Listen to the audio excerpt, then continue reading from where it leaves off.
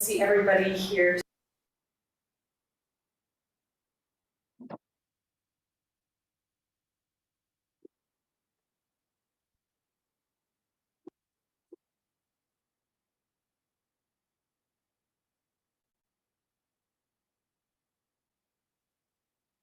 Today, it really is, it's wonderful to welcome people. Sorry about that.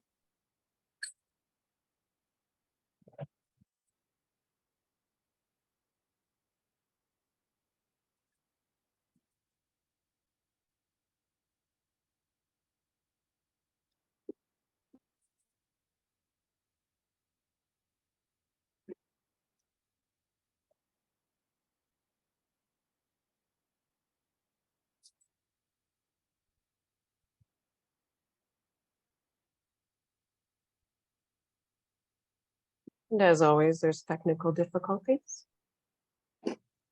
I'll get there.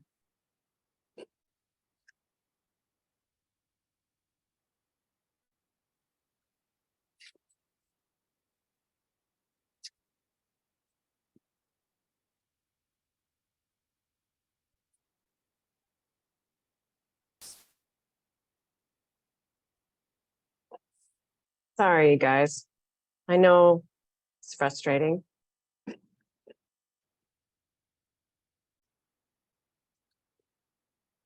Can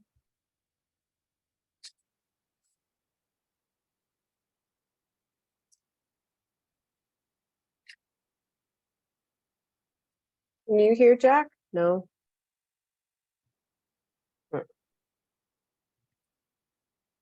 Liz, if you want me, I think I got my part 1 up if you want me to share mine. Yeah, would you? For some reason, I hit share sound, but it's not sharing it.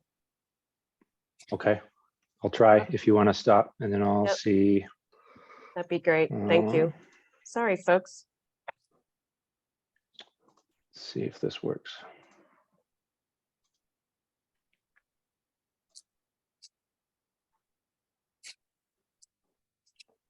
Let's see, Mike. Are you seeing it? I'm not hearing it. I'm seeing it, but I'm not hearing it. When you hit share screen, did you push share sound on the lower left-hand corner? That's where I was having issues. I didn't see that option. Yeah, stop sharing screen and then go back to share screen.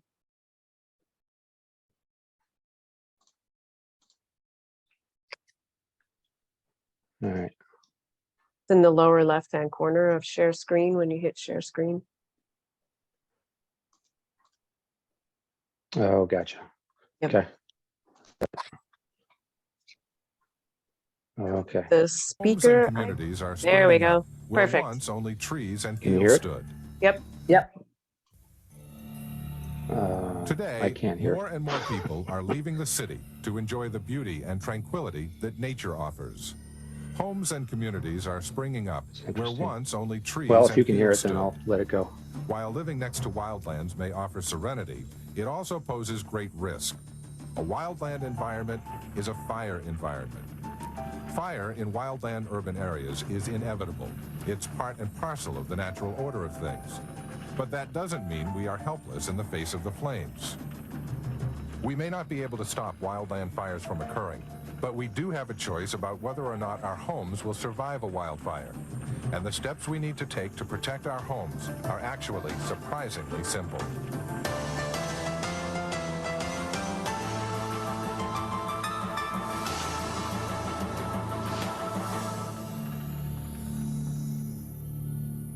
What ignited this house and burned it down were the little things. Now, For nearly 3 decades, Jack Cohen, a fire research scientist with the USDA Forest Service, has studied the physics of wildfire in order to understand how fire behaves. And in doing so, he has helped dispel many myths that cloud our understanding of fire and inhibit our ability to protect ourselves. The big problem with our perception of fire in general in our society is that, first of all, we as civilians, as homeowners, can't do anything or don't do anything about fire. Over the last roughly 30 years, I've had that challenged, and over the last 10 years, I've pretty much come to the perception that there are definitely choices that we've got to avoid residential fire disasters during wildfires. Most people believe wildfire to be a tsunami-like force, sweeping across the countryside, destroying everything in its path, a perception regularly reinforced in the media. The firestorm rages on across the inland Northwest tonight. The wind and dry conditions stack the chips in the fire's favor. But as Jack and other researchers studied fire, they began to see fire in a different light, not simply as a wave moving along a single path.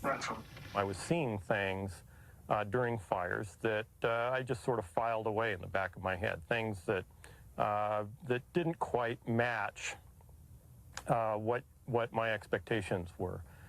So, for example, when I was just a student, I watched a film about a fire in Southern California, and my mental model when I started out watching this film was, well, the wildland fire would come up and get the edge of the community and it would burn those houses down. And yet when I was watching this film, it wasn't just the houses on the edge that were totally destroyed, it was also several blocks inside the community where the houses were destroyed. If fire proceeded as a wave, why then did homes outside the path of the wildfire burn down? And in other fires, why did some homes, directly in the path of the fire, survive, while neighboring houses burned to the ground? Researchers like Jack believed that if they could explain these inconsistencies, they could better understand how wildfire destroyed homes. To do this, they conducted laboratory and field experiments and post-fire investigations. When I started on this problem of houses burning during wildfires, I started really paying attention to not only the things that were destroyed during a wildland-urban interface fire event, but also, maybe especially, those things that survived. In investigations like this one in the Bitterroot of Montana, Jack tries to reconstruct the fire's path to the home. He also challenges the assumption that crown fires, large flames burning in the tree canopy, destroyed the homes. When I get to a site of residential destruction, I try to get a sense of the pattern of the exposure. We can begin to also trace a chronology, a timing. For example, on the glider, we can see where there was wilt around the glider, and yet under the glider there was no burning from the crown fire. And yet we can also see where the glider was burning from the house. And what that tells us is that the crown fire was long gone by the time this house was burning. I start challenging the idea that the big flames burned this house down. I particularly look for the degree of heating between what was the crown fire and what was the house. And one of the things that I noticed was the foam hand grips. They would have been dripping off, they would have totally been melted away. And these are highly vulnerable to high intensity heat. Postmortems like this one led to a breakthrough insight. What my investigations are telling me is that more than half the time the big crown fires aren't igniting these structures. It's something else. It's the little things. If crown fires didn't ignite these structures, then why and how did these homes burn? In the effort to solve this mystery, researchers applied what they already knew about fire behavior. Fire spreads from ignition to ignition. Fire doesn't spread by, some magical, whim. It doesn't spread like an avalanche or a flash flood or a lava flow, something on that order. It spreads according to meeting the requirements for combustion. If homes burn as the result of a chemical reaction called combustion, then the entire process can be broken down and studied scientifically. There are three basic ingredients necessary to create combustion: oxygen, heat, and fuel. Remove any one of these elements and the fire cannot continue. Scientific research determined that home ignitions are caused by flames and by firebrands. Flames directly transfer enough heat to ignite the home. This transference of heat can occur by thermal radiation, when a fire conveys enough heat to nearby fuel so that the fuel combusts. Or it can be caused by convection, when fire comes into direct contact with the fuel. Homes can also be ignited by firebrands, burning embers that fly through the air, land on combustible materials, and directly ignite them. Scientists also investigated the relationship between time and fire and dispelled another widely held misconception. When we watch a fire spreading through the forest, it may last for hours and hours, but it doesn't last hours and hours at a particular location with those big flames. It is the twigs, needles, grasses, and other fine fuels that allow forest fires to burn, but it doesn't take long for that material to be consumed. It's not that the big flames don't provide a lot of heat, it's just that they don't provide that heat over a very long time. So, for example, the big flames come up in some proximity to a house with wood walls, and we find that, yeah, it's really intense, and certainly intense enough to cause human injury, but over the period of time that they last, on the order of 60 seconds, it's not sufficient to ignite that wall. We assume that a fire which burns humans quickly must also ignite wood quickly, but our intuitions are misleading. Humans are far more susceptible to injury from heat exposure. Because most crown fires consume their fuel in a given area in about a minute, they simply burn out before they can ignite most homes or structures. Other experiments revealed an equally surprising finding about fire and distance. Crown fires, even intense crown fires that burn at a distance greater than 100 feet, cannot provide enough radiant heat to ignite a structure. It gives us an opportunity to change where that fire goes by somehow changing the situation so that it doesn't meet the requirements for combustion. Armed with this information, Jack formulated the home ignition zone. The home ignition zone is an area that includes the home and its immediate surroundings, which, if properly conditioned, can save the home during a wildfire. The home ignition zone regards property from the perspective of a wildland fire. A house is no longer a home. It is potential fuel, and everything surrounding this fuel is a potential heat source that could ignite it. The home ignition zone determines the vulnerability of our home to wildfire, and that home ignition zone extends out a couple of 100 feet at most from the house. Protecting a home begins by reducing the flammability of the home itself and the surrounding property. For example, by switching to flame-resistant roof materials. Thinning out trees can stop crown fires from spreading from canopy to canopy until it reaches the home. And clearing the zone of dry vegetation and flammable objects can eliminate heat sources that might form a path to the home.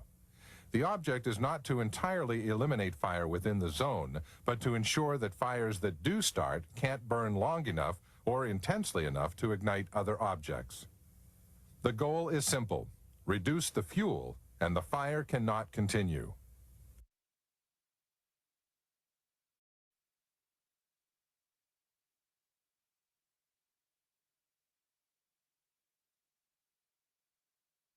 This property is a good example of how there's plenty of clearance on this property. From the irrigated lawn, it's essentially fire-free. It won't propagate the fire. It won't spread the fire. The surrounding landscaping is separated from the rest of the forest, and there's a mixed wood. So in this particular case, it's got plenty of clearance. The real issue on this house was the wood roof that they've changed out. The wood roof would have dominated the likelihood for ignition on this house. Reducing combustible vegetation adjacent to the home also helps to reduce the potential for a fire involving the house. Well, here we have an example of a home ignition zone that has a considerable amount of space between the house and the dense forest beyond. The home, as well as its surroundings, is part of the home ignition zone.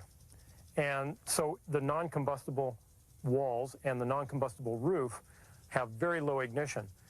Every potential heat source in the zone must be evaluated, even a neighbor's home.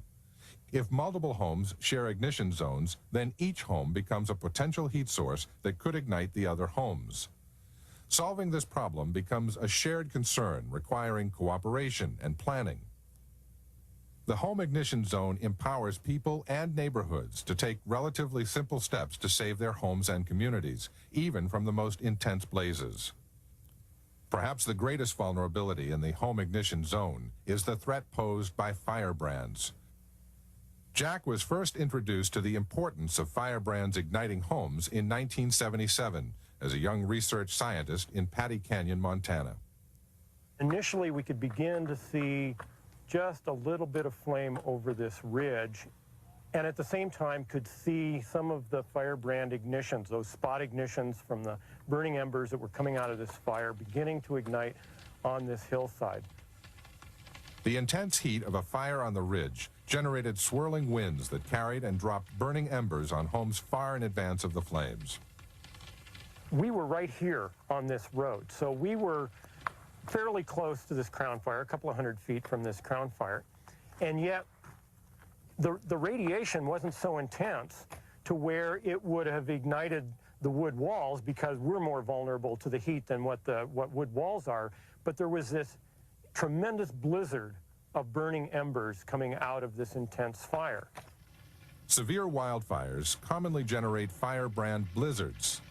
Like the Patty Canyon fire, these blazes quickly race out of control. Firebrands are swept along fast-moving currents and deposited onto homes ahead of the fire, causing them to burn to the ground, even though the crown fire never came near them. Because firebrands are so small, we tend to ignore them and instead focus on the large flames. Ironically, we tend to pay a lot of attention to the flames that can be relatively close to the home and not ignite it, and ignore those things that don't bother us very much. Oh, they're highly inconvenient. If you're caught in an ember blizzard, you know, having these embers on the back of your neck or burning small holes in your clothes is obviously not, you know, a great experience, but it's not mortally threatening to us. And yet, this blizzard of firebrands can, just like snow, begin to collect and pile up in certain locations around the house. Our intuitions belie the truth. A tiny firebrand can be more devastating than a raging crown fire. But that doesn't mean that homeowners are helpless. If we consider a house as fuel and reduce the flammability of materials on and near it, we can protect against firebrands igniting our home. Vigilance begins with the roof, the most vulnerable part of the home to firebrands. The most flammable roofs, not surprisingly, are constructed of wooden shingles. Firebrands that land on or between the shingles can easily ignite the structure. To find safer, less flammable materials, Jack has conducted experiments on composition shingle roofs. What I did was to pile pine needles. Actually, a lot of us gathered pine needles and put them on the roof to a depth of about 1.5 inches, and then we ignited it to demonstrate that the roof wouldn't ignite. It's somewhat dramatic to watch a surface fire spreading across a roof. It tends to be counterintuitive to our expectations, but you find that composition shingles just don't carry fire. Experiments have also been conducted on siding and deck materials. I'm looking at materials, for example, exterior plywood, wall siding, and wood decking that always ignite from the firebrands that I deposit on the deck. And then I look at other materials to see how they compare with regard to ignitions. Initial results have determined that fiber cement siding has proven to be non-flammable. Still, other areas around a home are vulnerable to catching fire. Any gaps or cracks in a structure, or any place where combustible materials or firebrands can gather, are ideal for sustaining ignitions. By conditioning the home ignition zone, we can prevent wildland urban fire disaster. It's been proven. When fires broke out in Bel Air, California in 1961, 95% of all homes with non-flammable roofs and a 30 to 50-foot buffer from fire survived. The 1990 Painted Cave fires in Santa Barbara, California experienced similar results. There, 86% of homes with non-flammable roofs and 30-foot separation from flames survived, while other homes burned. Scientists like Jack Cohen have dramatically changed our understanding of wildfire. We now better understand how homes ignite, and we possess the remedies to save our homes. But that raises a question. Why should people take responsibility for their property? Isn't that the job of firefighters? We can't rely on fire agencies to either keep the fire away or to keep our house from igniting. The wildland firefighter's job is to contain the wildfire. They go out and they remove vegetation to keep the fire from spreading, and thereby we contain the fire that way. Wildfires can quickly become so overwhelming that firefighters are unable to protect individual homes, so the burden must fall elsewhere. When we think about how homes ignite during wildfires and realize that it's the home ignition zone that determines the vulnerability of our home, and that by and large we own that, and that we're the only ones that can do something, that means that we are going to have to participate in this problem as homeowners. The good news is that home survival isn't an all-or-nothing proposition. We don't have to completely rebuild our homes or re-landscape our yards. The goal is to minimize ignitions during a wildfire in order to contain the fire. Preparation, however, must begin long before smoke appears on the horizon. We've got to do things before the fire ignites.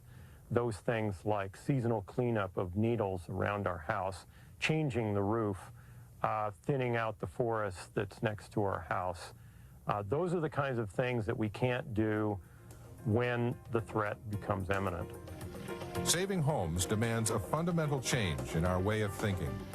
To coexist peacefully with nature, we must learn to be compatible with wildfire.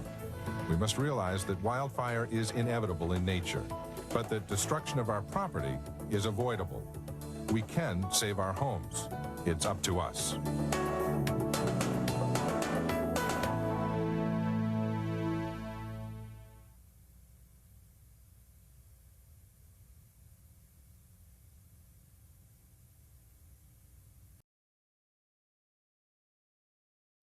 Great. Thank you, John, for helping out with the technology. I appreciate it. So Wow. hopefully those videos were helpful. Hopefully you drummed up some questions that maybe the videos got you thinking about some things.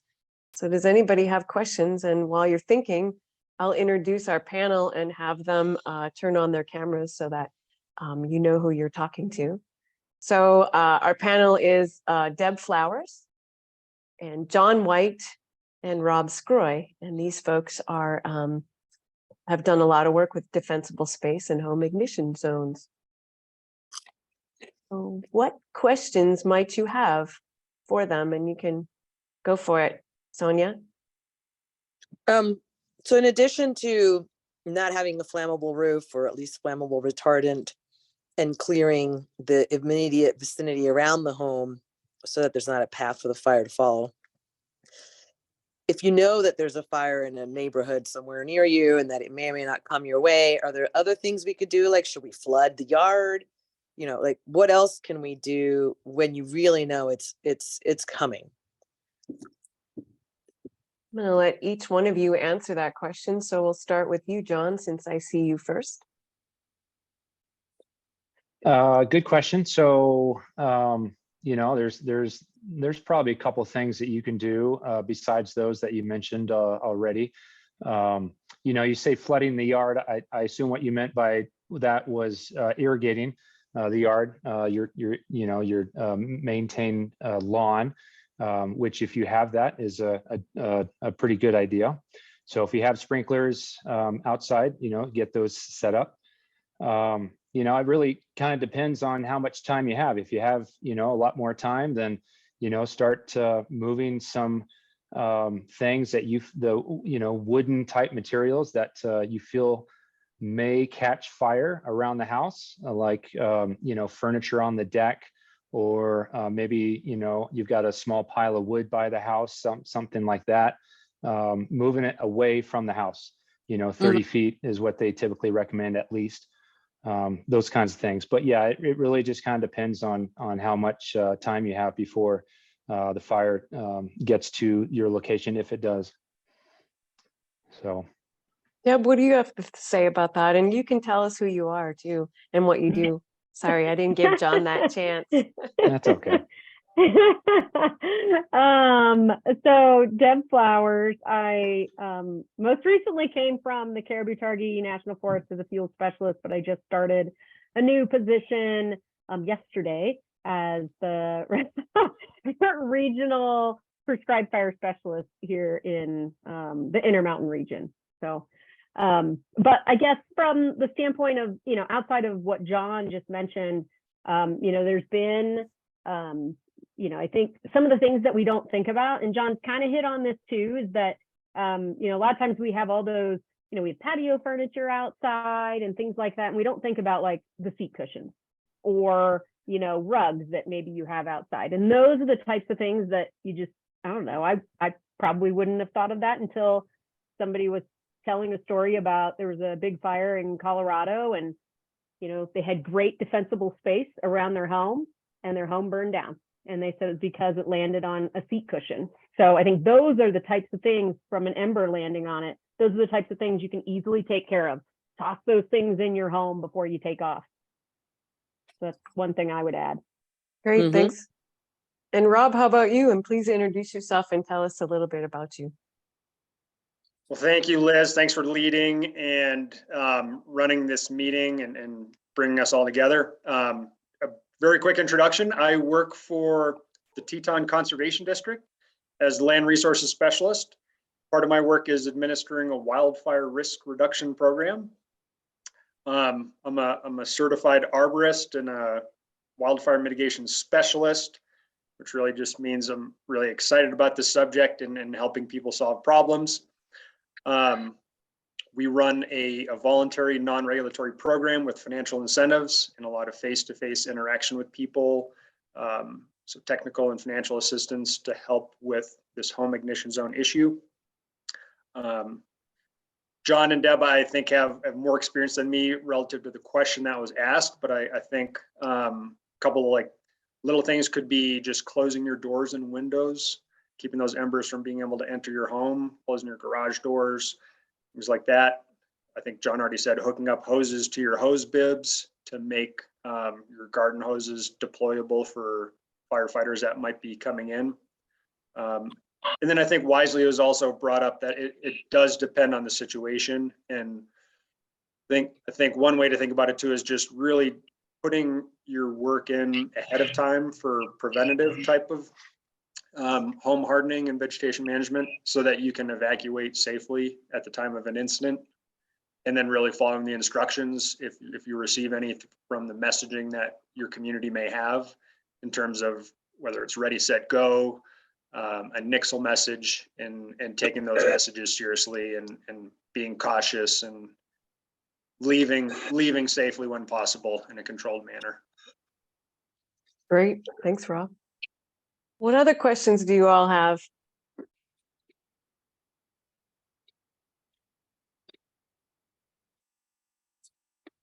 Feel free to speak up or type it in the chat, either one. I have a quick question, if I may. Yes. My name is Bernie Zeiler. We're in South Carolina currently, but we summer out in Island Park. And from the perspective of a home builder or a prospective cabin builder, I was taking notes of what would be good for a new cabin. And what I got out of it was intuitively build in the prairie, use fiber cement siding, use non-flammable roofs, and keep a 30-foot spacing from trees. Are there any other building specifications or recommendations out there that go deeper than siding and roofing material? I would recommend that you get a hold of our wildfire risk evaluation and fuel reduction plan. This basically covers the site, the structure, ingress, egress, all your fuels reduction, the distances from your structure on out for your defensible spaces. So when you get up here, Be a good idea to get a hold of probably Susan, and then she can tell you how to get a hold of our latest valuation plan. And she could probably even go out and give you a free evaluation for your structures. Yeah, we had that done last year from a perspective of our current use, but I'm looking at it mostly from building a cabin, investing hundreds of thousands of dollars into a building. Now, besides hiring an expensive architect to tell me stuff that I could probably get on the internet as to, maybe use steel framing instead of studs, what else can I do besides those building improvements? But I understand. I'll look at what you recommended there, and I'll do some internet research. But hopefully, I was looking for something that would just outline good construction practices to avoid or to minimize fire risk. Deb, do you have any thoughts there?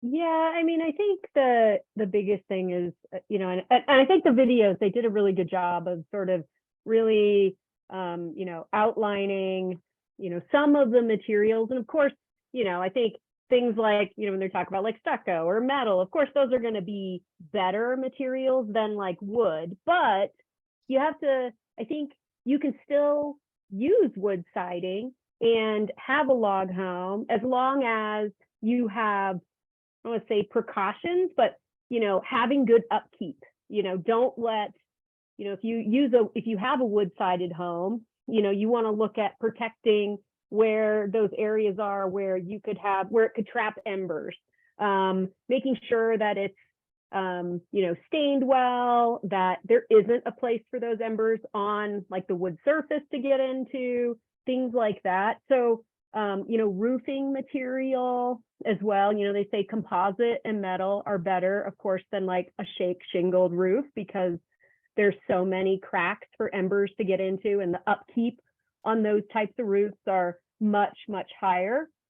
So I think some of those things, it doesn't mean that you necessarily can't use certain materials. It's just making sure that you maintain them and keep them in good condition. So because even if you have the best, even if you said, oh, I have like a stucco house, or I have, something like that, or a metal home, there still could be tiny places that embers could get into that could start a fire. So I think as long as you're kind of looking at different, looking at the best materials, and there are, on the Firewise websites, and I bet Robb can really speak to, because he does a lot of the home assessments, as well as Susan too, but can really speak to a lot of those things that they have seen as or sort of the best materials that they would recommend too. But I think some of those things that I mentioned, that a lot of it is just that upkeep and maintenance of your materials. Well, Robb, that leaves it right open for you. Thanks, Liz. And yeah, and I agree with everything Deb said. Great amount of experience there. I think one thing I could offer is we've got a home evaluation form we could send you that gives a list of the types of things that are key to look at on the exterior. So happy to email that. But to summarize a couple of those things, I think Jack, Deb, everybody's emphasizing the roof. The roof specifically, roofs are rated Class A, Class B, Class C. So Class A is the highest rating. That just means how much heat over how much time does it take before it will burn. So working towards a Class A roof could be a best practice as opposed to Class B. And the materials as well as the assembly, which again, Deb emphasized, is really key. So it's how well things are fastened, how large gaps exist. So both the materials and assembly are critical. I think a couple other things, the vents, so crawl space, attic, those types of vents are really key just in what material is used.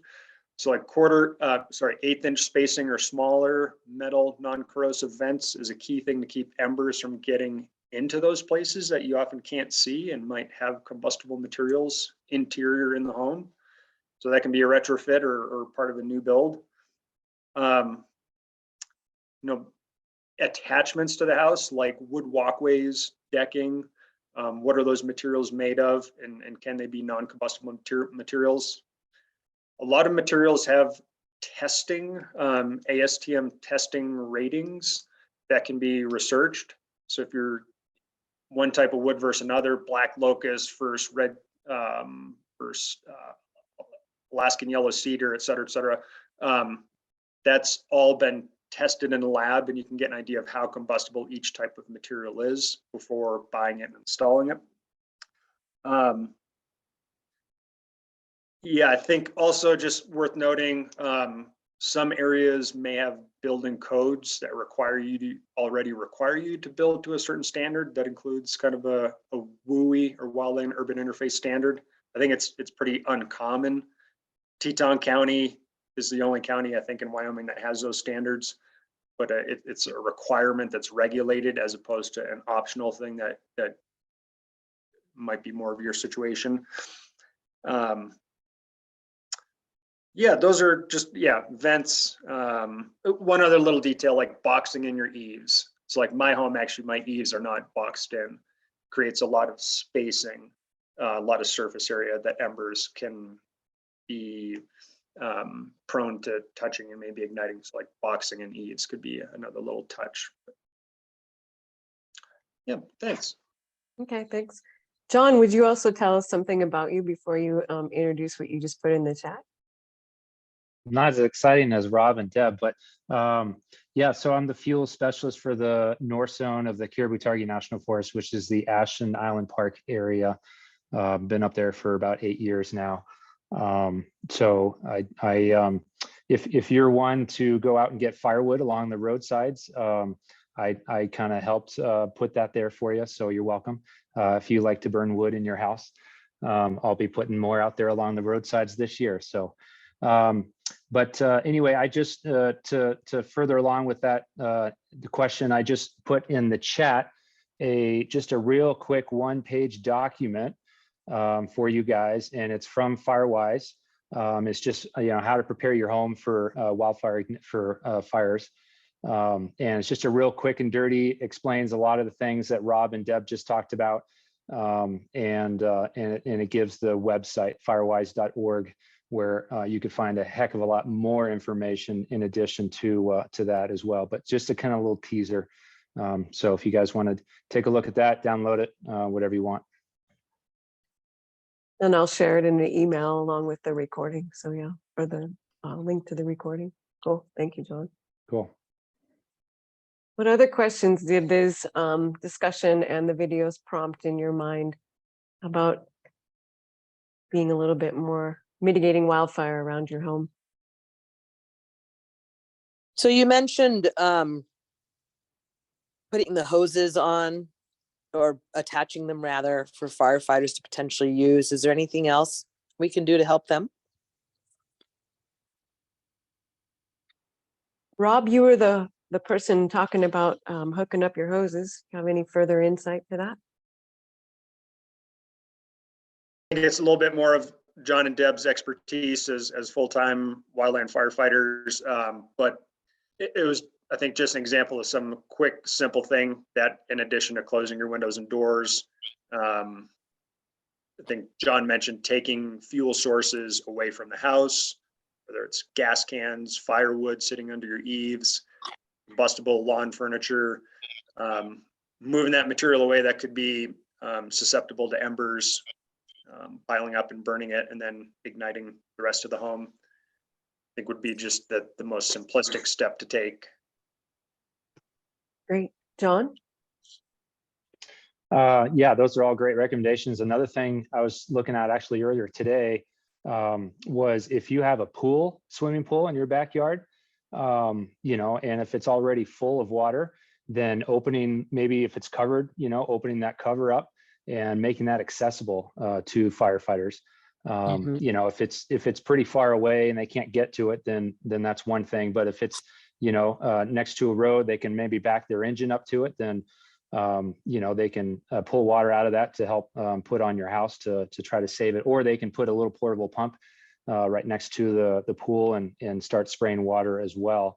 So, a pool would be good, if you have a trough out there or any other, source of water around the house that you typically use for watering the plants or whatever, having those sources of water available. As you know, it's sometimes not easy to find water. And if an engine or a truck, shows up at a house that has a water source already, that might encourage them to start protecting that house first, or maybe more so than the next house, which doesn't have any water. So yeah, those are maybe some good suggestions there.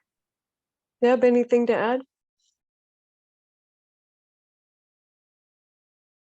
I don't believe so. The only thing I would just make is the plug to have the work done, your fuels mitigation work done prior to being in that situation. So looking at the home ignition zone, what do you need to do to help yourself from the onset so you're not in a difficult situation? And yeah, do the preventative maintenance or preventative work well in advance. And I see someone has their hand raised, Chuck. Is that you? Yeah, I just wanted to follow up on Sonia's earlier comment about flooding the yard or the area, and then what Rob brought up about attaching hose bibs and stuff like that.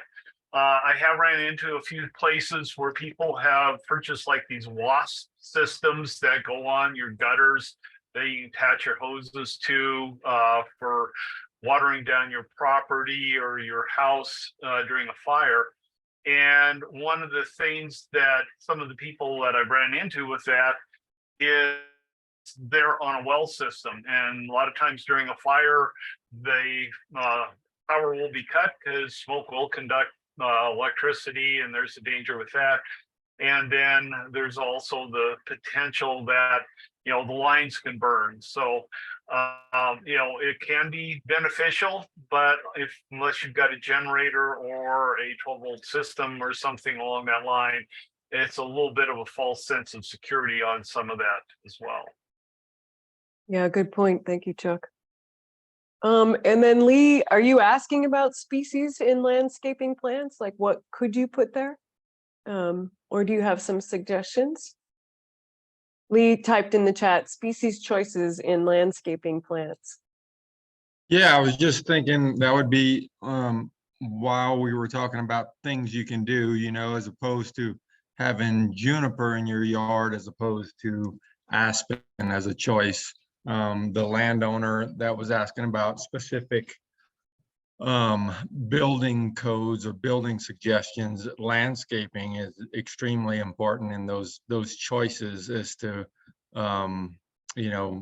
very flammable species as opposed to less flammable species. Yep. And maybe our panelists could address like what are some of those species in the greater Yellowstone area that are less flammable, or what are some of those that are more flammable that might cause embers or increase the chance of embers. John, I'll start with you. Sure. So I'll start with the less flammable. So the aspen, I think you mentioned that, Lee, already. Aspen species, very desirable for firefighters because aspen doesn't burn very well. And so when a fire reaches an aspen stand, it typically either stops there or goes around it, or maybe just spreads through it with very minimal fire behavior. Certainly slows down. And that's pretty true here with our deciduous trees. And so aspen is one of them. I would say cottonwood is another one. Those are really the two main natural deciduous trees that we have. So if you can get aspen going in your yard around your house, that's going to really benefit you for sure.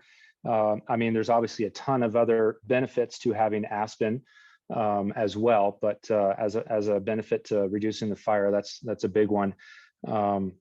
And so as far as what tree species, I'll just name one. I don't want to steal all the thunder from the other folks, but subalpine fir is a big no-no to have in your yard. And I know a lot of people like having that.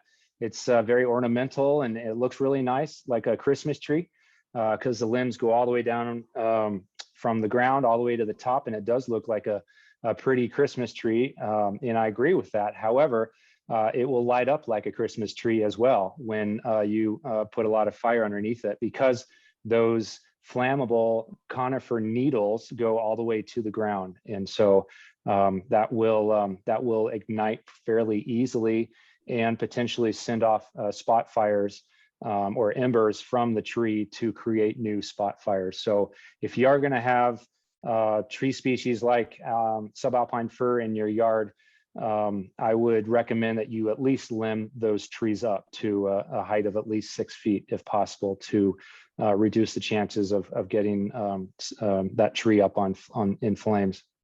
So, Rob, what are your thoughts about what plants to use or not to use in landscaping around our area? Sure. Yeah, I think John nailed it with like some of the best and some of the worst species right there with aspen and subalpine fir. To talk a little more generally, maybe not in terms of species, I think thinking of the RRR theme, reduce, reuse, recycle, you can kind of have a comparable theme of remove, reduce, replace. So there may be some cases where like any vegetation is just not in a good place, like maybe right next to your chimney outlet. It's removing things altogether. Some cases you can keep what you have and just reduce it. And like what John said with that raised pruning, or pruning away from, giving like 10 feet of space away from the roof and wall surfaces. In some cases, you might be able to find a better species to replace what was there and still have vegetation and the attributes of landscaping, of shading and cooling. So that's a theme to keep in mind. I think whatever you have, thinking about removing the dead component and leaving alive, that dead material is just going to be more susceptible to burning than the live part of it. So just continuous maintenance and potentially irrigating what you have, particularly around closest to the home, maybe a 5-foot zone, a 30-foot zone, irrigating where it makes sense for water availability, things like that. One other thing to think about too is just like some characteristics of plants that are not ideal. Generally plants that have oils and resins, which might be like common juniper, things that have loose flaky bark that's just like fine fuel that could ignite easily, things that drop or put a lot of dead material on the ground and then there's fine fuel on the ground, and then things that tend to be spreading in shape as opposed to columnar might be more susceptible to ground or surface fire igniting it. So those can be some characteristics to avoid. Yeah, pass it off to Deb if there's time. There is. I think both of those folks, they pretty much covered everything. I think the one thing I do want to emphasize that Rob mentioned is the irrigation. So if I think everybody wants to have some trees around their home. And so with like what Rob and John were saying about making sure you limb up those trees, especially those conifer trees. So Doug fir, subalpine fir, lodgepole pine, reducing the numbers there, the densities, leaving some trees there, but the ones you leave, make sure that you limb them up. But I'd really emphasize that if you can irrigate in those areas in close proximity to your home, so 30 feet or so, to where you're increasing the moisture in those trees and in the needles of those trees. So if you did have a fire coming and it's burning in those, in the unirrigated areas, right? So those needles are drier, they don't have that water. When it hits those areas where you have your trees that you have been irrigating, they're probably at, we call it a live fuel moisture. They're at a moisture, there's enough moisture in that tree that those needles will not catch, and so they won't burn. And so that's why it's important to have, if you can, and you can afford to do that with whatever water system you're on, but to irrigate if you can, that will definitely go some distance for you from a fire perspective. Great, thank you. Chuck, do you want to talk about what the documents are that you just put in the chat? Those look great. Sure. I guess I'll be kind and turn on my camera and see the glint off my head here. I'm Chuck Butterfield. I'm chair of the Alpine Area Wildfire Protection Coalition. So down here in Alpine, Deb is one of our key members for keeping us going. We're going to miss Deb for sure. But these are a list of plants that we have put together for OPAC, and I've passed them out in a few meetings up in Jackson as well. These are native plants. They tend to be readily available with a little bit of effort from local sources from around the region. So they're going to be adapted to this climate. So this is kind of a list that we've kind of worked on. I know Robb has got a list that he's worked on as well. Teton Conservation District, there's a good opportunity to pick them up there. So it's just a little list of plants that you can go through if you want to look at them. Gives you a little bit of information on color on the plants, where they'll grow in a drier environment, a wetter environment, some information along that line. So put those in there. And then, I also threw in there that if you've got a landscaper coming in, trying to avoid putting wood mulch out there. Rubber mulch is a lot of times thought of as being, pretty good, but it'll actually burn worse than wood will. So, the idea of putting gravel or just good old dirt out there is a good thing as well. So, but yeah, feel free to look through those lists and then, get a hold of Robb. He's got a good list on that as well. So. Great. Do you mind if I share those out throughout the network, Chuck? Those are great. Thank you. I thought I maybe had already shared those with you, but. Thank you. I appreciate it.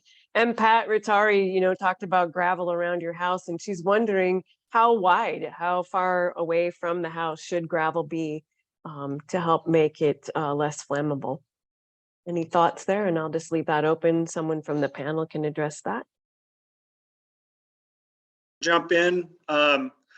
So the basis for the recommendations, the voluntary recommendations that we provide to folks come from the National Fire Protection Association, and I think they recommend 3 to 5 feet, and we're typically recommending a 5 foot, almost like ring around the main walls of the home where you have just non-combustible surface. You just have no fuel. That's best case scenario. Then there's steps from there that could be moderately acceptable or more acceptable, like an irrigated flower garden, that type of thing. But if you can go 5 feet for hardscaping, gravel, cobble, flagstone, brick pavers, things like that, it is an incredibly important area. I think as Liz noted in the introductory email, kind of the idea of starting at the home and working out, or front door to forest, that first 5 feet is an incredibly important area to determine the success of whether or not your home is potentially going to burn in a wildfire. Great, thank you. Yeah, rather important. Thanks, Pat, for that question. Anyone else have some questions that they'd like these folks to address?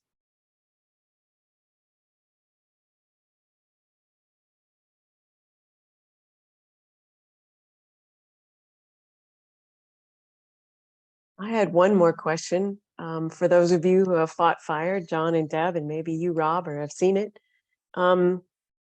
With fire burning in the WUI or in the wildland urban interface, what worked that you've seen to minimize fire around somebody's house? Is it all the things we've been talking about? Was there something that just really stood out to you as, wow, so happy they did this? Having a bunch of air tankers really helps. Sawtail Peak. Yeah, and I'm actually thinking about Pine Haven from yes. 2018, I believe it was. So yeah, Pine Haven subdivision, as well as Sawtail Peak fire last year for sure. We had air tankers on both of those, and helicopters and all kinds of water coming out of the sky, which was certainly helpful. But yeah, I think, just having gone through a lot of those things that we talked about today, limited, fuel around the house, whether that means removing the, piles of wood around the house, or that means limbing up the trees, or increasing the spacing in between the trees outside the house. And I think, that's going to help reduce the fire behavior around the house and give firefighters a better chance of putting that fire out. But also, speaking about firefighters, another thing to help is to make your house known. So having, your address, the street, the house number, kind of on the block there, where folks can see the number to your house and can access your house. So maybe up the driveway, so that fire trucks can maybe get up the driveway and set up shop and start putting water on the house to protect it, making it easier for firefighters to get in there and do their thing. So a lot of that will go a long way to help protect your structure. And then, I'm probably stealing a lot of thunder here, but also talking to your neighbors, right? We heard from the video today, it's not just about you protecting, doing the things that you need to do to protect your house, but it's also chatting with your neighbor who may be less than 100 feet away from your house. And you need to be concerned about kind of what they're doing in their backyard as well, or not doing in their backyard to protect themselves and to protect you as their neighbor. So have that conversation with your neighbors as well. Deb, what do you have to add? I think, tagging on with John's, like the community aspect, that, yeah, the best thing is, we've all gone into those subdivisions where you don't even know there's a home there, and there's no house number marking anything. There's a road that's overgrown, and you are going in there to see if there's a home. And so knowing that if you can go in there and you can see a number, you can potentially see the home from the road, you can see up their driveway. You can actually, when you're going into a subdivision, and so when John's saying that community, it's within that community itself is the access to that community. Has your evacuation route been identified for members of your subdivision, your community? Are those roads cleared? So access and egress is there for you, as a community member there, and for emergency resources coming in there. So I think all those things, it does start with you as an individual, but really it's going to be the community as a whole that helps everybody together that's going to make you successful. Great, thank you. Sonia, it looks like you have a question. Yeah, I had one more thought, because obviously the context here is wildfire, which to me means the fire has started out there somewhere else. Is there anything you guys want to tell us as either homeowners or owners of rental properties that you wish we would tell our people, or that we would do ourselves, so we don't start it at home while we're on the subject? So how not to start a fire from your property? Is that what you're saying? Yeah, I'm assuming the typical stuff is, have a water hose that goes wherever the fire pit is, make sure the fire pit has gravel around it, make sure they have a phone number to call and check what the fire, what do you call it, the level, whether it's high probability or medium or low, that kind of stuff. Is there anything else that you've seen seems to be a problem or not? Fire pits in the backyard are definitely a problem, but I'll let others answer that question. Perhaps one thought, Sonia, I think you really hit the highlights there. Respecting fire bans when they're in place, really taking those seriously, and realizing that people might be short-staffed, or resources might not be available, and conditions might be very ripe for ignition and spreading, and just being really matching what the messaging is that's out there in your community at that time of the season.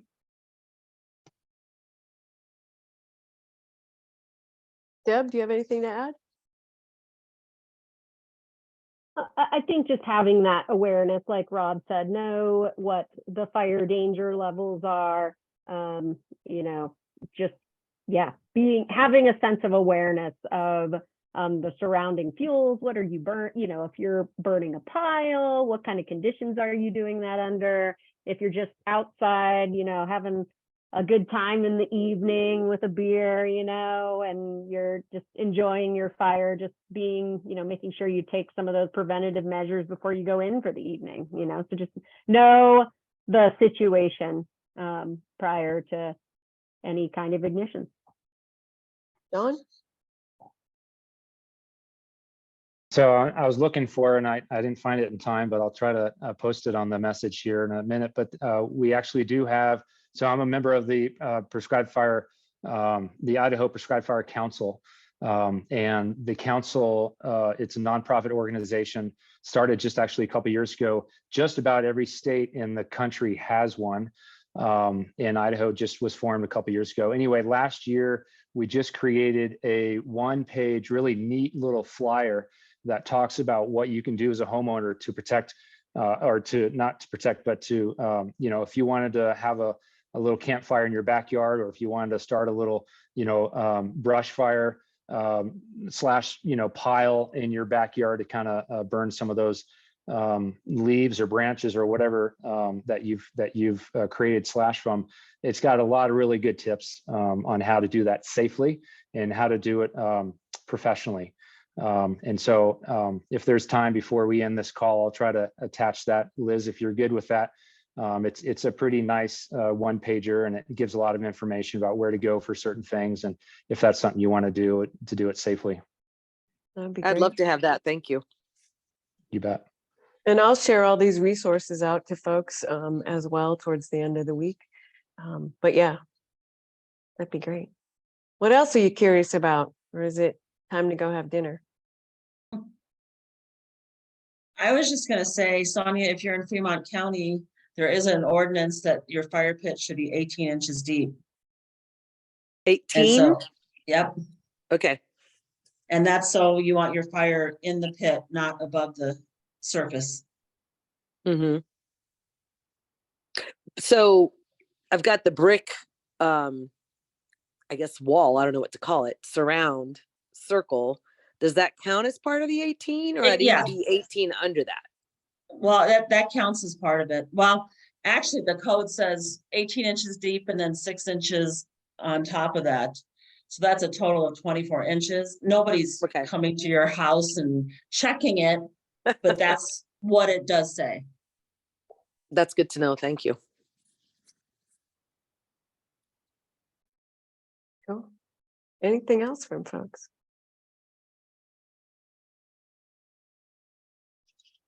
Liz, I got a little bit of a wild card. Oh boy. I think there's a question earlier just about what you've seen from wildfire and maybe homes that didn't burn, or what practices were successful. We had a wildfire here, the Saddle Butte fire 4 or so years ago. Quick moving fire up in steep topography, burning through a residential area as well as some state lands. Didn't destroy any structures, but was close in proximity to structures. And arguably, I think the case could be made that structures did not burn because they had to follow a strict building code. So I guess just a little bit of maybe a pitch for open-mindedness to having something like that at the county level. And I'm coming from Wyoming, where regulation is certainly met with some trepidation, and understandably so, and in part because perception that it might add cost. Headwaters Economics did a study on constructing a home using traditional techniques and then following building code, and found that really costs can be very comparable. You might actually spend more on a wood shake roof and less on an asphalt composition roof.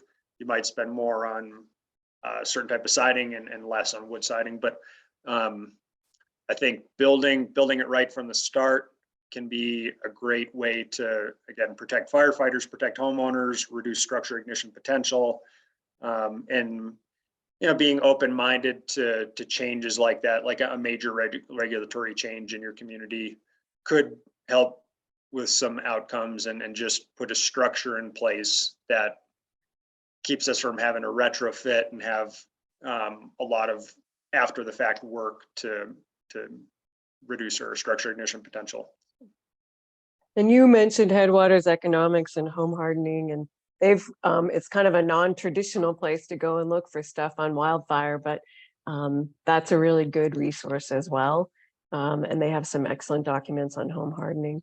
And then John put the graphic or the one pager from the Idaho Prescribed Fire Council in the chat, and I'll send it out as well. Sonia, did you raise your hand again, or I? Yes, I'm sorry. No, you're This is good. really You're good. fascinating. I appreciate it. It just occurred to me, you were talking resources. Is there, like, if I wanted someone to, an expert, someone like yourselves or someone in the group to just come assess my property, is that something that exists? Where's your property? Where are you? Centennial Shores up in Island Park. Well, our friend Susan Sullivan, and we can talk more about this when we end this call and continue on with Island Park, but we can get your information, and I probably have it, and do an evaluation on your property. Awesome. Thank you. Yeah, for free to you. Love it. So you just email me privately, or how will I connect? Yeah. Okay. Hopefully Susan's writing down your name, but I am too. Thank you. Anybody else have any burning desires for new knowledge about any of this? No pun intended. Yeah. Is there a way to balance the idea of irrigation for wildfire safety with the fact that we have a water shortage in our aquifers? This comes from Lizzie up in Big Sky. Rob, would you have any thoughts there? Sure. I'd say just briefly, I think every property has individual characteristics, and there isn't necessarily a recipe for everybody. So that home site visit can help look at just the arrangement and species of vegetation that you already have, and thinking about what you might want to remove or reduce or replace. I think a good recommendation was given earlier of like maybe thinking about irrigation in something like a 30-foot zone closest to the home, and drip irrigation can be a tool to minimize the amount of water use, as opposed to more consumptive use of water, to try to do what Deb said is increase that fuel moisture. And just to emphasize again, just that the moisture content of your vegetation is the most important characteristic of whether or not it's going to burn. Those other things, like does it have flaky bark and does it have oils and resins, that's important, but that moisture content, top of the list. And finding a way to irrigate things that are very close in proximity to your structure is very possibly a priority. John, any thoughts? Well, I haven't been up in Island Park in a couple of weeks, but when I was there last, there was probably 10 feet of snow out off the road. So I think we're doing okay right now anyway for our aquifers, but I'm kidding. I know it's more than that, but I agree with what Rob was saying, having a trickle on the hose, that really helps. And I think, going through those lists that were provided in the chat to look at the species that don't consume as much water and still are, native species that are pretty fire safe, I think might be a good compromise as well to be planting outside the house. So some ideas. Deb?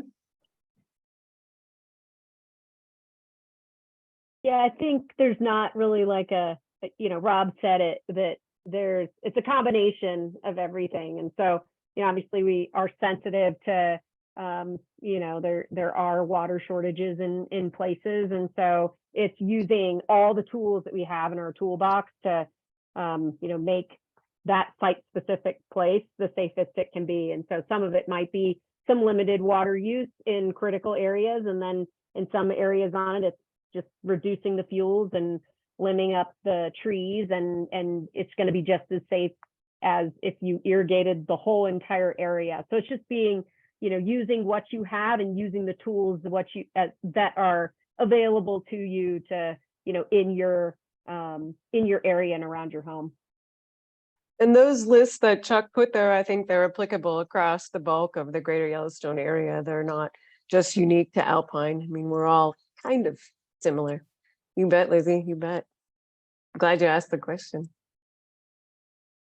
Thank goodness we're not in California that's experiencing droughts and floods and who knows what.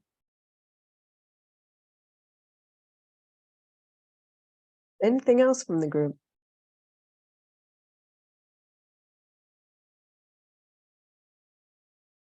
Well, I truly appreciate Rob and Jon and Deb for being our expert panel and answering questions from you all, and for all of you listening and watching the videos, and I'll share those links in case you want to watch them again. Appreciate it. We're going to have a home hardening discussion, hopefully in May. The date is to be determined once we figure out who our speakers are going to be. If Island Park folks want to stay on, we're just going to talk about the summer and what programs are going to be offered. We'll stay in touch, and I will continue to send stuff out to you, and appreciate y'all, and thanks for being here this evening. Have a good rest of your week. Thank you. Thank you, Liz. Thank you, folks. Take care. Thanks, Rob. everybody. Thanks, everybody. Thanks, Deb.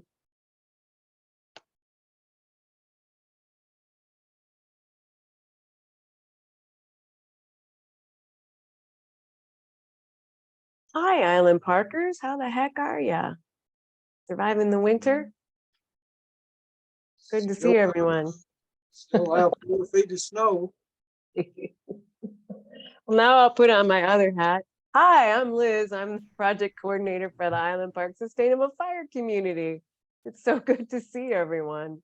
Susan Sullivan's on, and I think Mike's on, and those are some of our employees. I see a couple board members on. Joe Solinsky's there, and looks like Byron Murray's on. He's our president of our board. Am I missing anybody else from Island Park Sustainable on the board? Oh, Jon. Gee, Jon's on the board. Cool. So I'm just going to go over a couple updates of what's going to happen this summer, and Jon's going to talk a little bit about what the Forest Service is doing, and then we'll open it up to the few of you who are still on, what questions you have. Island Park's still working with we're working with 2 different grants, and we just received another new grant. So we're finishing up 2 grants that we have from Idaho Department of Lands that essentially covers all of our programs across Island Park. We'll be working a lot on fuels reduction projects in a contract this summer for all of Island Park for folks who have already signed up. We are also working on free evaluations, as we were mentioning to Sonia, that we offer that program across all the landowners in Island Park. And Susan or Mike or Becky and potentially another new employee will come out and do a free evaluation of the fuel hazards on your property, and also evaluate your home for you about home hardening. So we still offer that. We are going to do slash removal this summer. I should probably say late summer. It'll be August or September. We haven't quite evaluated what month we're going to start that slash pickup. But if people want to do their own fuels reduction work, either working off those evaluations that have been done in the past, or when you get a current evaluation on your property, removing those fuels, we have going to have specific requirements from homeowners this year. We've had a few in the past, but we've developed a pretty good list so that we make the contractor's life a little easier, and therefore it reduces the cost. Last year, we spent close to $100,000 on slash removal, and we'd like to reduce that cost because we're finishing out a couple grants, and so we don't have $100,000 to spend on slash pickup this year. All that stuff will be posted on our website. And oh, by the way, we're redoing our website. That should start happening here in another couple weeks, and so hopefully you'll see a redo, and we will have a page for slash disposal and how you can sign up for that, and how you can put the slash out at the end of your driveway. We did receive a grant from FEMA, and that is being administered by the Idaho Office of Emergency Management. And so those funds are going to go to treat 63 properties in Island Park area. And those homeowners have already been selected and have signed up for that program. And so we'll have 3 years to implement that. We're going to have, you've heard me mention our previous employees. There's going to be Becky and Mike and Susan. They will be working again in Island Park, doing evaluations and administering contracts for slash disposal as well as fuels reduction. And then we're hoping to hire another person, Jennifer Ziegler, who will be working with us this summer as well. So you'll see those folks around. They'll be doing presentations at homeowners association meetings or group meetings that you might have, just talking about fuels reduction, wildfire hazards, things that maybe you would like to know about mitigating the wildfire issues in the Island Park area. They'll come and do presentations in small groups.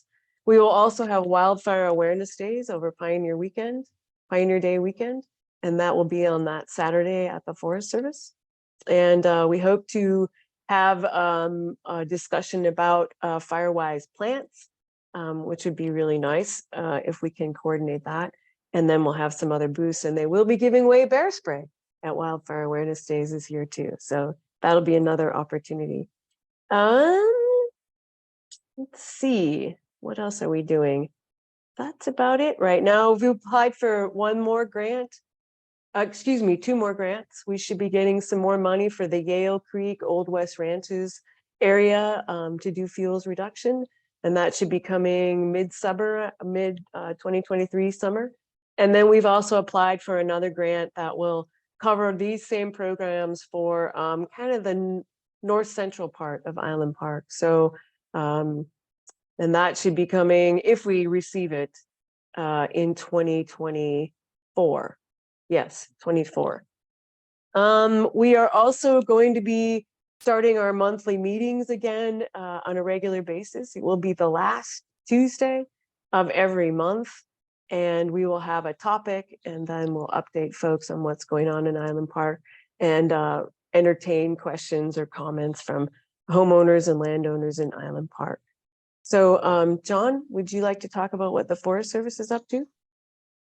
Sure.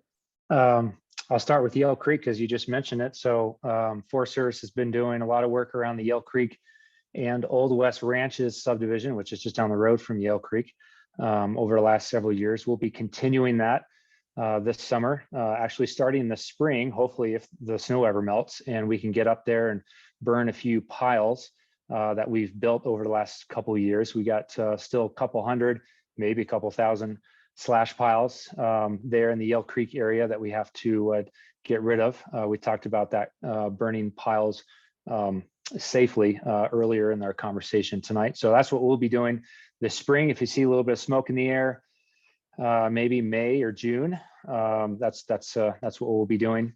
And then later in the summer, after things dry out a little bit, we'll be doing some more cutting around the road. You'll probably see some folks cutting some trees right off the Yale Kilgore Road around the Yale Creek and Old West Ranches subdivision. We got a timber sale there this summer as well, finishing that up.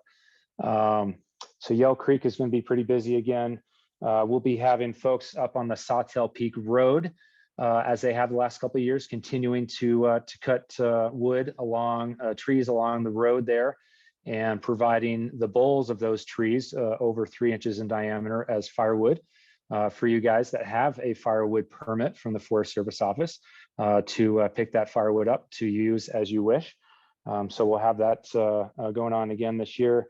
Meadow Creek subdivision, we'll be working in there again, hopefully this year, continuing to improve some of the work that we've done there in the last couple of years, reducing the fuels around the camp and some of the homes there around the Meadow Creek Road. So we'll have some folks there as well. And then lastly, every year we try to do a prescribed burn in the fall with the Nature Conservancy. And we'll try to do that again this fall as well with the Flat Ranch.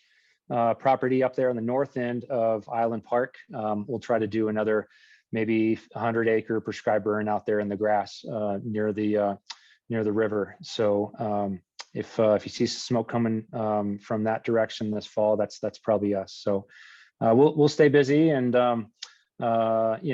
please come into our offices, both in Ashland and Island Park, if you got any questions about any of those projects or other questions about fuels related stuff. We got a lot of folks to answer those questions. So thanks. That's all I got, Liz. You're still muted.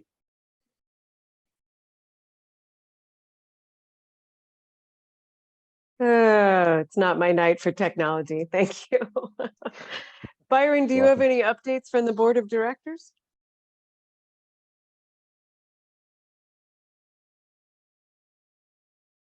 Or Joe?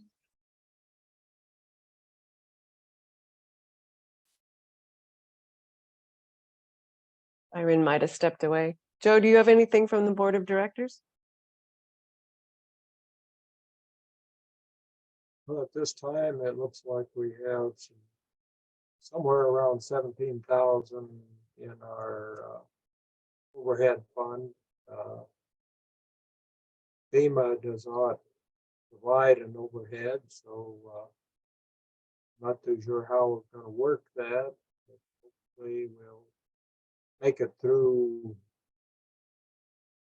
funding this summer. Maybe next year we'll get more overhead funding. There's Byron. Byron showed up there. He must be muted.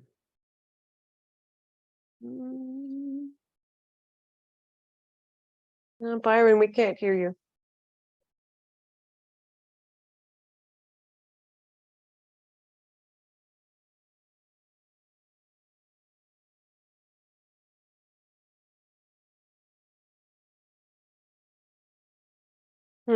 You're having the same issues I'm having tonight. I just give up.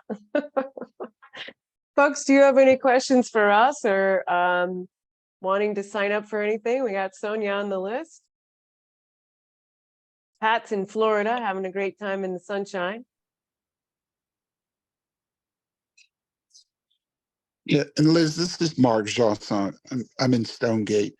Can I find out if I signed up for the fuels reduction? And then I know my wife had signed up for an inspection, but I guess the winter came too early last fall. So if I could see if we're on the list for that too, please. And what's your last name, Mark? Josson, Jeanssonne. I don't believe you are on either list, but we'll check and find out from you or find out for you. Thank you. Mm-hmm. I'm pretty sure I'm pretty sure if I'm thinking right, I had it scheduled for November and it snowed. I think for their that's evaluation. correct. Yeah. Right. So yeah, I will get together with you whenever the snow melts again and we'll figure it out. But yeah, I have you on my evaluations list at least. Good. Cool. Good. Thank you.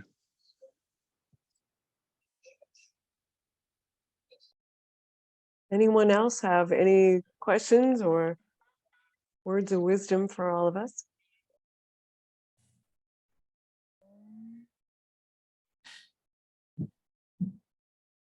And like I said, we're going to do the last Tuesday evening at 6:30. We'll do an Island Park meeting for the rest of them from now until end of September.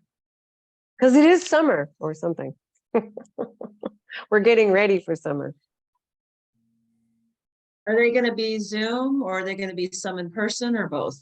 We'll do some in person. We'll probably start in May doing some in person. We'll definitely do a June in person because that's our member meeting, so to speak. And then June, July, and August will be in person for sure. If anyone has ideas where we can have in-person meetings that hold more than a few people, it'd be great to know. I understand the Marriott might not be available. That's where we were having meetings before. So if anyone has any ideas, throw them out to me. Is the EMS building, would they let us It probably would, yeah. And can't we use the Harriman Park areas as well? That's a good idea, and Joseph's on our board, so that should be an easier in than if they don't have something scheduled, so yeah.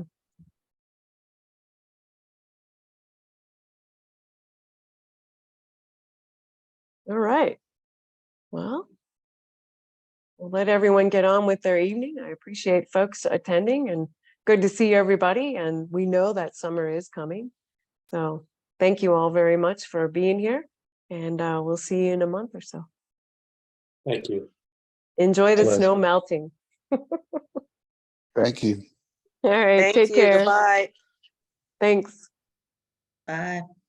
Thank you, Liz. Very good videos and very good discussion. Thank you very much. Great, thanks, Joe.